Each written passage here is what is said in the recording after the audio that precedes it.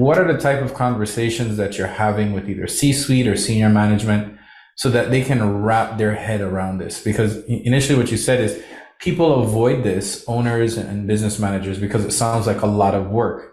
Yep. Data, quantitative or qualitative, it's still scary numbers and people just shy away from it. So what conversations do you have with to either encourage them or persuade them that this is something that they need to pay attention to? Well, one of the most powerful things about having conversations like this, particularly if they're virtual, is that you can ask permission to record. And if you can record them, what you can do, and this is what we do with our clients. So we run these customer interviews on behalf of our clients, right? And when we're reporting back to our clients, we take little snippets of the customers in their own words saying, hey, this is what it would take to take me from an 8 to a 10.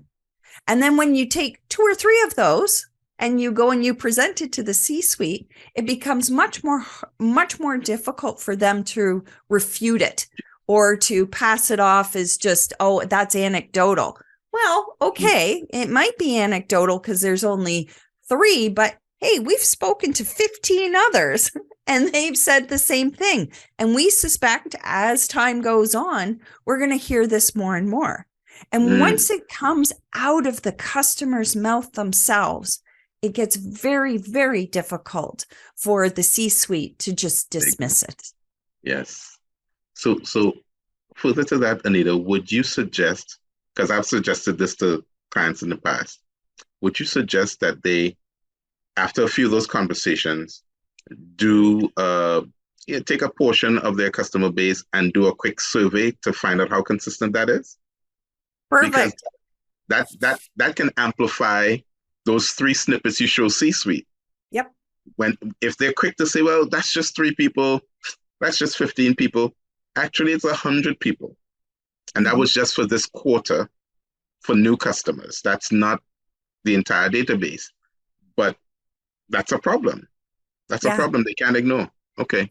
So wow. I love that you brought this up, Roger. And you know, for those listening, you can't see me nodding my head or how excited I am. If you're watching this, you can. Interviews are deep, but a small number.